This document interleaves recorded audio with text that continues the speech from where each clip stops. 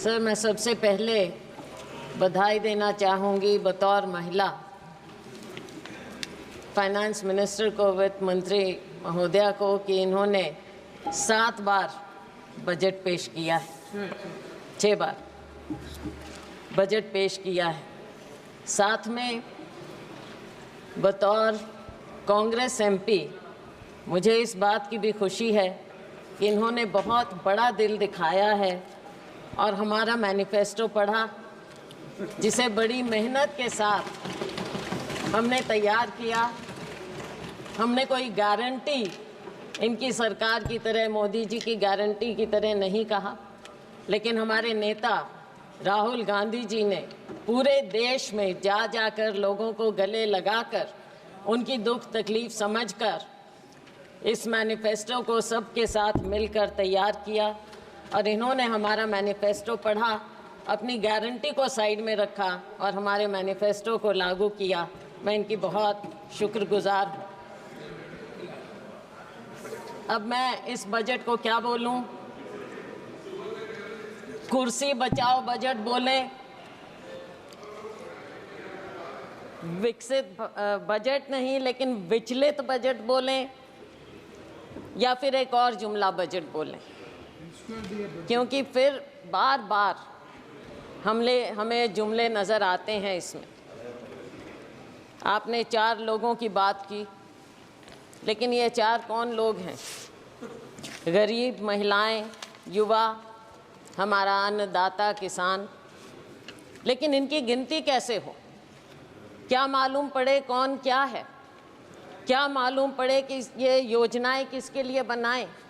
क्या मालूम पड़े कि टारगेट ग्रुप कौन है? अगर आप कास्ट सेंसस नहीं करेंगे, अगर आप सेंसस को सार्वजनिक नहीं करेंगे, राहुल जी ने, हमारे नेता ने मांग की कि सेंसस किया जाए, कास्ट सेंसस किया जाए, लेकिन ये सरकार चुप्पी साधे। एंड आई वंडर कि इसके बारे में इनके सहयोगी नीतीश कुमार जी क्या कहना चाहेंगे कास्ट सेंसस के बारे में। उन्हें तो बहुत कुछ मिला है, लेकिन सर ये बजट है किसके लिए ये भी तो पता चले। क्या केवल 2 राज्यों को ही उन पर मेहरबानी हुई है, या पूरे देश पर भी कुछ नज़र डाली गई? ऐसा नज़र नहीं आता कि 2 राज्यों के अलावा कुछ दिखा हो, या फिर भाजपा शासित प्रदेशों के अलावा कुछ नज़र आता हो। सर, मुझे याद आता है कि जब माननीय प्रधानमंत्री जी मोदी जी माननीय मुख्यमंत्री होते थे और उस समय हमारी सरकार थी और वो एनडीसी की मीटिंग में आते थे, अब तो खैर एनडीसी भी नहीं रहा, और वो हमेशा कोऑपरेटिव फेडरलिज्म की बात करते थे। अब शायद वो शब्द पूरी शब्दावली से निकल चुका है, कम से कम भाजपा की और सरकार की शब्दावली से निकल चुका है। लेकिन 2 राज्यों को भी मैं थोड़ा आगाह करना चाहूँगी। नीतीश जी तो हमारे साथ पुराने रह चुके हैं, 10वीं लोकसभा में थे, सब समझते हैं। नायडू जी भी बहुत अनुभवी हैं, राजनीतिज्ञ हैं। इनकी बातों पर ना जाएं। आज बेशक लगता हो कि बहुत कुछ दिया है, लेकिन नज़र फेरते देर नहीं लगती, तो इसलिए उनको भी मैं आगाह करना चाहूँगी। आज खुशियाँ मनाएं, लेकिन समय बदलते देर नहीं लगेगा सर। तो ये जो बजट पेश किया गया, इसमें जो इन्होंने गारंटी की बात की, शायद लोगों को विश्वास नहीं हुआ और इसीलिए 303 से लेकर 241 पर आ गए। विश्वास पैदा करना इनका काम है। इन्होंने विश्वास खोया और तभी ये डाउनस्लाइड हुआ। आज के दिन भी जब बातें होती हैं बजट में, हम सुनते हैं तो ऐसा लगता है कि कुछ पर मेहरबान और बाकियों को दरबान बना दिया गया है। दरवाजे के बाहर खड़े रहो, अगर मेहरबानी होगी तो शायद आपको कुछ मिल पाएगा। सर, जब प्राकृतिक आपदा की भी बात होती है, भाजपा शासित प्रदेशों के लिए तो सेंट्रल असिस्टेंस की बात की गई बजट में, लेकिन हिमाचल प्रदेश की जब बात हुई तो एक्सटर्नल एजेंसीज़ की बात आ गई वहाँ पर कि उनके माध्यम से मदद की जाएगी। ऐसा भेदभाव क्यों? ये नहीं होना चाहिए और इसकी हम घोर निंदा करते हैं कि आप सबके साथ ऐसे भेदभाव। और फिर एक बात और सर, हरियाणा, महाराष्ट्र, झारखंड और शायद जम्मू कश्मीर चुनाव की ओर जा रहे हैं, पर ऐसा लगता है कि सरकार ने पहले ही हार मान ली। इन राज्यों का जिक्र तक नहीं, 3 राज्यों का जिक्र तक नहीं हुआ, कुछ दिया तक नहीं। और दुख इस बात का है कि आज 3 केंद्रीय मंत्री हैं हरियाणा से केंद्र में, एक तो मुख्यमंत्री भी रह चुके, लेकिन हरियाणा को कुछ नहीं मिला। मुझे मालूम नहीं कि अंदरूनी इनकी क्या बातें होती हैं, वो तो खैर सार्वजनिक हो नहीं सकती, लेकिन दुर्भाग्य है मेरे राज्य का, हरियाणा का, कि 3 केंद्रीय मंत्री होने के बाद भी हमें हरियाणा को ये कुछ ना दे पाए हैं और नाम तक लेना मुनासिब नहीं समझा। सर, किसान की बात है, किसान की आय दुगनी करने की बात कही गई। स्वामीनाथन कमेटी रिपोर्ट की बात लागू करने की शुरू में की थी, लेकिन बहुत कन्वीनियंटली आसानी से अब स्वामीनाथन कमेटी रिपोर्ट का नाम तक नहीं लिया जाता है। एग्रीकल्चर का, कृषि सेक्टर का बजट आधे के करीब हो गया है। 2019-20 में जहां 4.97% था, इस बजट में आपने 2.74% करके छोड़ दिया है। बात करते हैं एमएसपी की। एमएसपी के बारे में कहा गया माननीय वित्त मंत्री जी ने कि आपने बहुत से उपजों को इस बार एमएसपी दिया है, लेकिन क्या आपने स्वामीनाथन कमेटी रिपोर्ट के मुताबिक फार्मूला अपनाया है C2 + 50%? नहीं, बिल्कुल नहीं, क्योंकि आप भूल चुके हैं उसे। थोड़ा सा याद दिलाना चाहूँगी कि बढ़ाने के बावजूद जब हमारी सरकार थी, यूपीए सरकार, उस समय गेहूं की एमएसपी हमने 119% बढ़ाई थी और धान की 134% बढ़ाई थी, लेकिन मोदी जी की सरकार में केवल 47% गेहूं और 50% धान बढ़ाई गई है। तो इसमें पीठ थपथपाने का तो कुछ नज़र आता ही नहीं।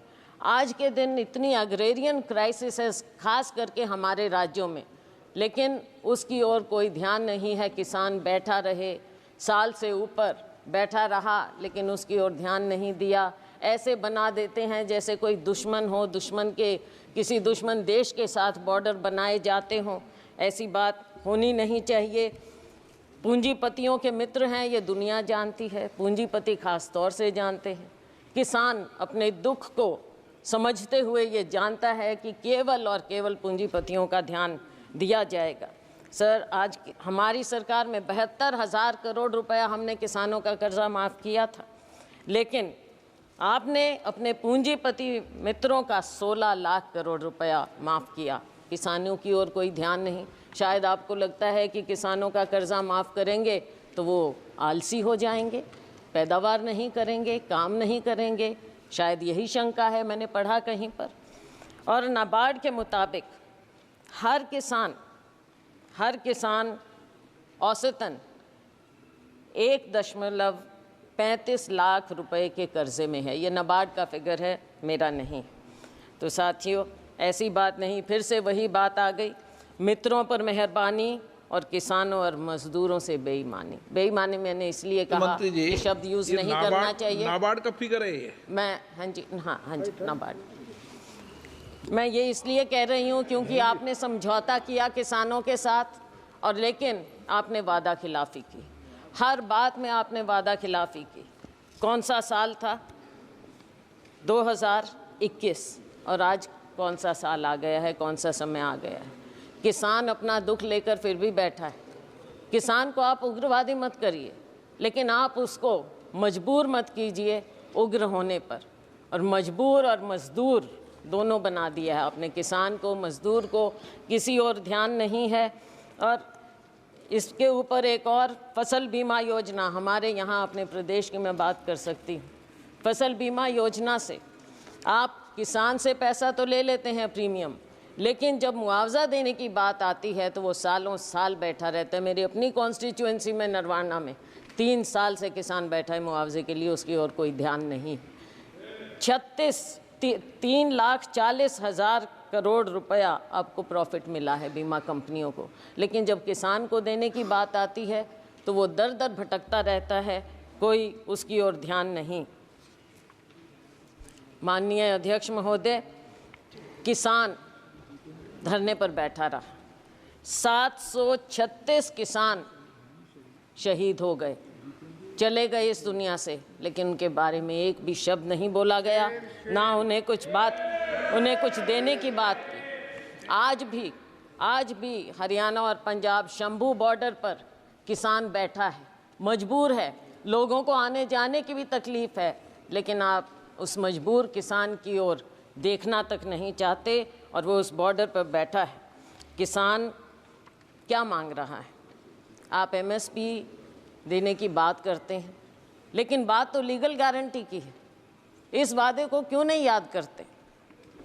किसान को जब तक आप लीगल गारंटी नहीं देंगे उसके एमएसपी की, तब तक आप किसान के साथ इंसाफ नहीं कर सकते। और ये किसानों से आप पूछ लीजिए, हम जिस अन्नदाता की आपने बात की, अगर अन्नदाता कमज़ोर होगा तो ये देश कभी आगे पनप नहीं सकता, ना किसी का विकास होगा और ना ये विकसित भारत हो सकता अगर किसान और मजदूर इस तरह से मजबूर हो जाएगा। हमने अपने मैनिफेस्टो में उनको लीगल गारंटी की बात की। अगर ये हमारा मैनिफेस्टो का ये बिंदु भी पढ़ लेते तो बहुत अच्छा होता। सर, मज़दूरों की दयनीय स्थिति और ख़ास तौर से ग्रामीण मज़दूर की जो स्थिति हो गई, भारतीय जनता पार्टी की मोदी सरकार के 10 साल में मजदूरी वृद्धि केवल 1% हर साल की गई, उससे भी कम। और अगर मनरेगा की बात करें, मुझे दुख इस बात का हुआ कि मनरेगा का एक बार भी नाम नहीं लिया गया इस पूरे बजट में। और मनरेगा तो वो है जिसे आप पहले नकारते थे, फिर आपने समझा, आपने उसको अपनाया। बेशक हम पर कटाक्ष करके माननीय प्रधानमंत्री जी ने मनरेगा को अपनाया, लेकिन अपनाया। और अगर कोई सेवियर था कोविड में ग्रामीण क्षेत्र में तो वो मनरेगा था, और आप आज मनरेगा को भूल गए।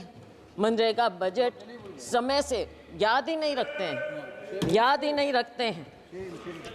और गरीब को जब आप याद ही नहीं रखेंगे, मजदूर को ग्रामीण क्षेत्र में सबसे ज़्यादा बुरा हाल है। किसान का और ग्रामीण मजदूर का, खेती और मजदूर का चोली दामन का साथ है। आपने दोनों को भुला दिया है। देश कहाँ आगे जाएगा? केवल पूंजीपतियों के लिए। ग्रामीण क्षेत्र में भी आपने पूंजीपतियों को घुसा दिया, और वो भी बड़े बड़ों को। साइलोज वहाँ पर लग गए, वहाँ पे मजदूर भी। मंडियों में मजदूरों का बुरा हाल है। आज वो बेरोज़गार हो गए हैं, आज उनको 2-3 हज़ार रुपया महीने का मिलता है। मजदूर और दयनीय हो गया है, तो इस पर आपको ध्यान रखना चाहिए। न्यूनतम वेतन प्रतिदिन का 400 रुपया होना चाहिए। ये देश भर की डिमांड है, और हम कहते हैं कि हमारा समय आएगा, हम 400 रुपया ज़रूर करेंगे, और ये होना चाहिए। सरकार को इस बात को मानना चाहिए, गरीब की बात को मानना चाहिए, मनरेगा की बात को, कि न्यूनतम वेतन आप 400 रुपया करें। आप गरीब को भी 5 किलो अनाज देकर कृपया लाइन में ना खड़ा करें, उसे उसका हक दें, उसको ऊपर उठाने की बात करें, ना कि केवल आप कहते हैं कि 80 करोड़ रुपए लोगों को दे रहे हैं। तो क्या 80 करोड़ लोग लाइन में लगे रहेंगे? हमेशा गरीब रहेंगे और अमीर होता जाएगा, जीडीपी बढ़ता जाएगा। किसके लिए? केवल आंकड़ों के लिए। और सर, महंगाई की बात मुझे याद आती है, सुषमा स्वराज जी बहुत सम्मानित, हमारे पूरे सब उनको मानते थे, नेता थे, भाजपा की बहुत वरिष्ठतम नेताओं में से थी। मुझे याद है जब बजट एक बार पेश किया गया, और उसमें उन्होंने कहा, प्रणब मुखर्जी साहब वित्त मंत्री थे, और उन्होंने कहा, दादा आंकड़ों से पेट नहीं भरता। मैं ये याद दिलाना चाहूँगी सत्ता पक्ष को कि आंकड़ों से पेट नहीं भरेगा। गरीब को, युवा को रोज़गार चाहिए, गरीब को वेतन चाहिए। गरीब को केवल 5 किलो अनाज देकर आप पंक्ति में, आखिरी पंक्ति में खड़ा मत कीजिए। महंगाई पर नियंत्रण लाइए। महंगाई पर नियंत्रण आप क्यों नहीं कर पा रहे हैं? जो ऑयल कंपनीज हैं उनका मुनाफा बढ़ता जाता है, लेकिन क्या आप आम उपभोक्ता को कोई राहत देते हैं? क्या किसान तक कोई राहत पहुंचती है? गरीब तक कोई राहत पहुंचती है? आज इन्फ्लेशन कितना बढ़ता जा रहा है। फूड इन्फ्लेशन के बारे में माननीय वित्त मंत्री जी ने पासिंग में कहा कि हम इसका इंतज़ाम करेंगे, लेकिन कैसे इंतज़ाम करेंगे? दाल, आपके सब्जियां सब इतनी महंगी होती जा रही हैं। क्या अनाज केवल एक है? केवल अनाज? क्या गरीब आदमी सब्जी या कुछ नहीं खाए, प्याज नहीं खाए, आलू नहीं खाए, कोई सब्जी नहीं खाए, वो उस तक पहुंचता नहीं? पहुंचता है तो कितना महंगा मिलता है। वित्त मंत्री प्याज नहीं खाती है। प्याज नहीं खाती है। चलो, वो तो अपने अपने खाने का अलग टेस्ट है, वो कोई बात नहीं, लेकिन गरीब आदमी तो प्याज और आलू खाता है ना, उसको तो कुछ और नहीं मिलता। My God. अच्छा, तो आटे दाल का भाव पता होना चाहिए। और एलपीजी की जो आंसू आपने पहुंचने की बात कही थी, आज आंसू आपको महिलाओं के, बहनों के नज़र नहीं आते। शिक्षा की हम बात करें तो शिक्षा का स्तर जिस कदर गिरता जा रहा है, मेरे अपने राज्य में प्राइमरी स्कूल सैकड़ों की संख्या में बंद होते जा रहे हैं, और लेकिन सरकार का उसकी ओर कोई ध्यान नहीं है। सरकारी स्कूलों में गरीबों के बच्चे पढ़ते हैं, अमीरों के नहीं। हमारे माँ बाप सरकारी स्कूलों में पढ़कर ऊपर आए थे, और उन्हीं के कारण हम आज यहाँ पर खड़े हैं। अगर आप सरकारी स्कूल इस तरह से बंद करते रहेंगे तो बच्चों के भविष्य का क्या होगा? नीट की बात कही, हमारे नेता राहुल जी ने इस बात को उठाया, और इन्होंने जो कहा, कोई जिम्मेवारी लेता क्यों नहीं है? जिम्मेवारी तो लेनी पड़ेगी, सरकार है। जिम्मेवारी अगर नहीं लेंगे तो देश आपको दिखा देगा, हमारा युवा आपको दिखा देगा। बेरोजगारी की दर दिन ब दिन बढ़ती जा रही है। ILO के आंकड़ों के मुताबिक 2022 में यूथ की अनएम्प्लॉयमेंट हमारे यहाँ 23% थी, चीन में 13%, पाकिस्तान में 11%। सीरिया जो कि कॉन्फ्लिक्ट जोन है वहाँ पर 22% है। तो हमारे यूथ का ये बदहाली क्यों हो रही है? आप स्किलिंग की बात करते हैं, क्या आपने प्राइवेट सेक्टर से पहले बात की? क्या वो आपकी बात को, आपकी स्कीम को, जिसको इतने विस्तार से और बहुत अखबारों में, मीडिया आप कंट्रोल करते हैं, मीडिया में इस कदर दिखाया गया, लेकिन क्या आपने उनसे बात की? और क्या गारंटी है कि एक बार वो आपकी स्कीम का फ़ायदा उठाकर 2-3 महीने में छुट्टी नहीं कर देंगे इन बच्चों की, जिनको रोज़गार मिल रहा है? तो ऐसे कैसे बात बनेगी? हमने तो अपनी उसमें हमारा मैनिफेस्टो पढ़ते तो पहली नौकरी पक्की का वायदा राहुल जी ने किया था, वो सुन लेते। केंद्र में 10 लाख वैकेंसियाँ हैं, हरियाणा में 2 लाख वैकेंसियाँ हैं, उनको क्यों नहीं भरने की बात की जाती? और बैकलॉग है SC BC का, उनकी और आपने बिल्कुल ध्यान ही नहीं दे रहे हैं। बैकलॉग को भी तो भरिए। और अगर ये प्राइवेट सेक्टर इतना ज़्यादा आएगा, वहाँ पर क्या आपने आरक्षण किया है? कहाँ जाएंगे हमारे लोग?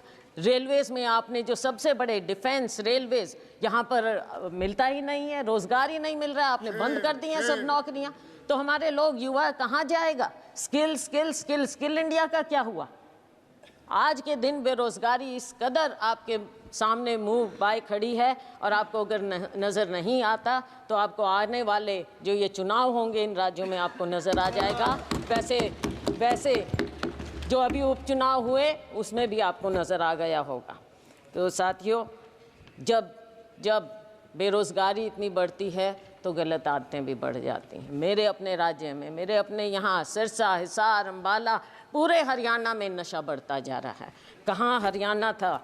हमारे यहाँ हम बोलते हैं देसा में देश हरियाणा, जित दूध दही का खाना।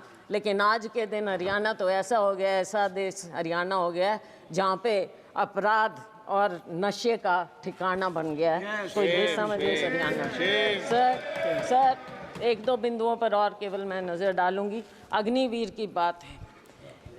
अग्निवीर के खोखलेपन का पर्दाफाश राहुल गांधी जी ने यहाँ पर इस सदन में किया है।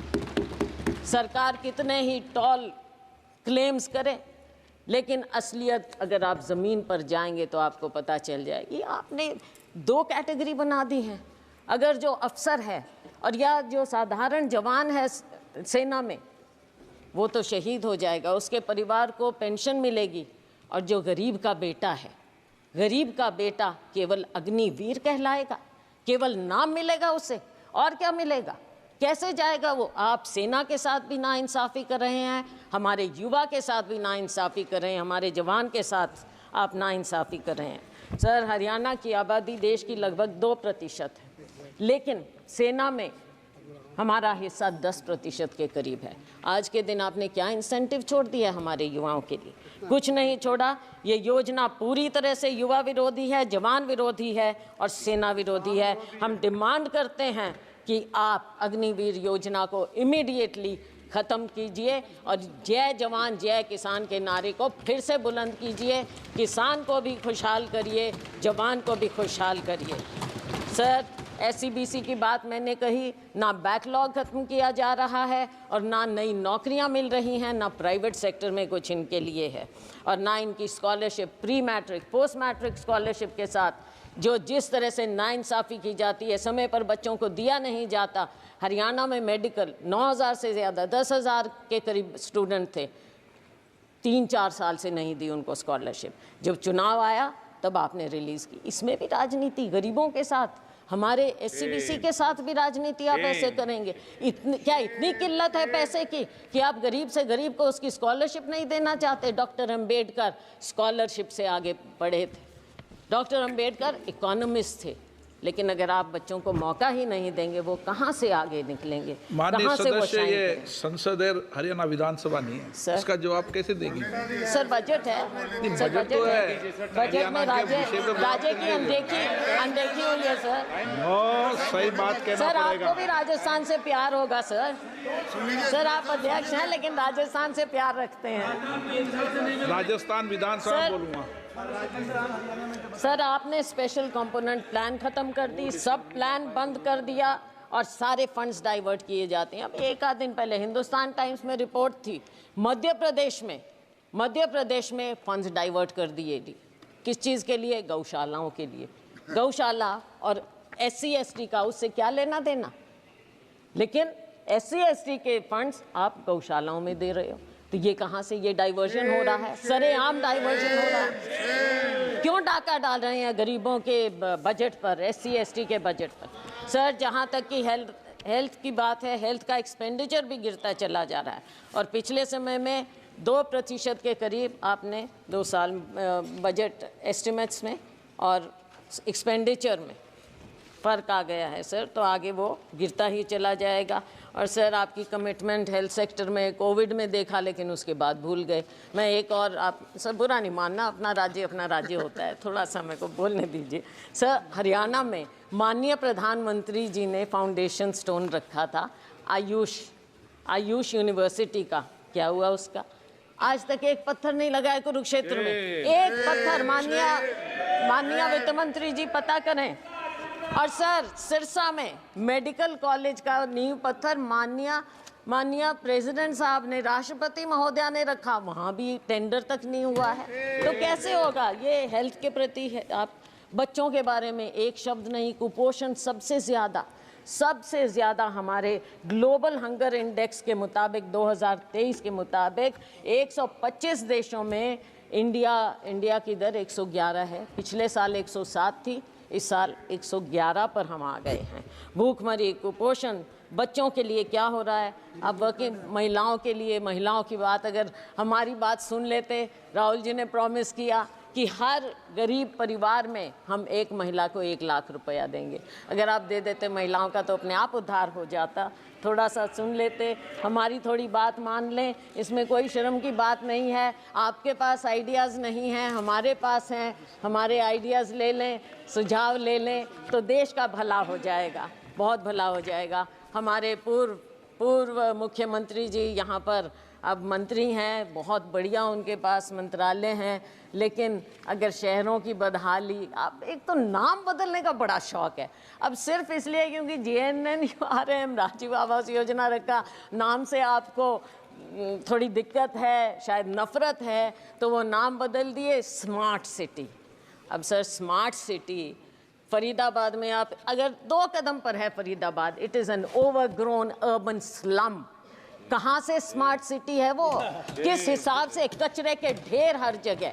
और मिलेनियम सिटी गुड़गांव, खुद कॉलीग वहाँ से मंत्री, वहाँ से MP, 2 दिन पहले उनका इतना बड़ा इंटरव्यू छपा था कि वहाँ पर क्या बदहाली है गुड़गांव में, कचरा प्रबंधन की, आप उनकी ही बात सुन लें क्या हो रहा है। मैं उम्मीद करती हूँ कि आपस में कॉलीग्स जो माननीय पूर्व मुख्यमंत्री हैं वो अपने यहाँ पर कॉलीग की बात सुनेंगे, दूसरे फरीदाबाद में एक और कॉलीग हैं केंद्रीय मंत्री, उनकी बात सुनेंगे। इन शहरों का तो थोड़ा आप कल्याण करिए।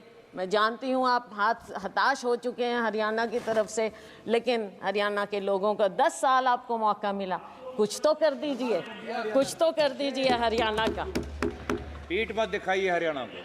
अच्छा, स्वच्छ भारत का कहीं जिक्र ही नहीं है, भूल गए। वो ऐनक भी फेड हो गई जो गांधी जी की आपने ले ली थी और हर दीवार पर चिपका दी थी, वो ऐनक भी अब नजर नहीं आ रही है। पता नहीं क्या हुआ, वो कचरे में ही शायद उसको भी लिप्त कर दिया आपने। सर, रेलवेज माननीय मंत्री जी थे यहाँ भी, तो उनकी बात चलो मेरे कॉलीग बोल देंगे, मैं और ज़्यादा समय 1-2 मिनट और लेकर ख़त्म करूँगी। तो रेलवेज़ का भी जो हाल है हरियाणा में डिटेल में मेरे कॉलीग बता देंगे, लेकिन 1-2 बात ज़रूर कहूँगी कि जो उस समय मुख्यमंत्री थे उन्होंने गुड़गांव फरीदाबाद के लिए जनवरी 16 में कहा था, ट्वीट किया था, आज तक कुछ नहीं। बल्लभगढ़ मेट्रो सैंक्शन हुई थी, आज तक उसके बारे में कुछ नहीं, ना कोई प्रावधान, ना कुछ और, ना एनसीआर का ध्यान, ना हमारे राज्य का ध्यान। सर, इंटरनेशनल एयरपोर्ट कब प्रॉमिस हुआ था? 2019 में, लेकिन और 2021 तक कंप्लीट हो जाना चाहिए था हिसार में इंटरनेशनल एयरपोर्ट, उसका कोई जिक्र नहीं, कुछ मालूम नहीं।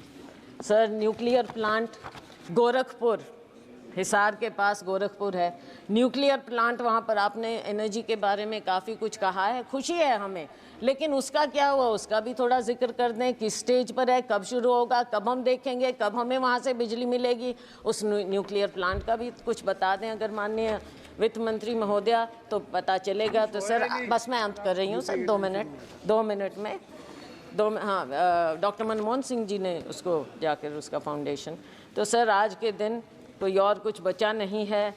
यूथ ने आपको पनिश कर दिया, महिलाओं ने आपको पनिश कर दिया, आपने हमारे किसानों को इंसल्ट किया, उन्होंने आपको पनिश कर दिया, अग्निवीर ने आपको पनिश कर दिया, लेकिन सर बहुत दुख की बात है आप फिर भी नहीं सुन रहे हैं। और सर, हम आपसे केवल, माननीय प्रधानमंत्री जी अगर इंटरवीन करें, हम केवल ये चाहते हैं देश के लिए, देश को बताइए कि आप कुछ सीख ले रहे हैं, जो आपको दिखा रहा है देश एक दिशा, उससे कुछ सीख लें। अग्निवीर स्क्रैप करिए, एमएसपी को लीगल गारंटी दीजिए और फार्म लेबर को, हर लेबर को 400 रुपया प्रतिदिन आप कर दीजिए, वरना आपका वही हाल होगा जो बाकी देश ने आपको दिखाया है। आपकी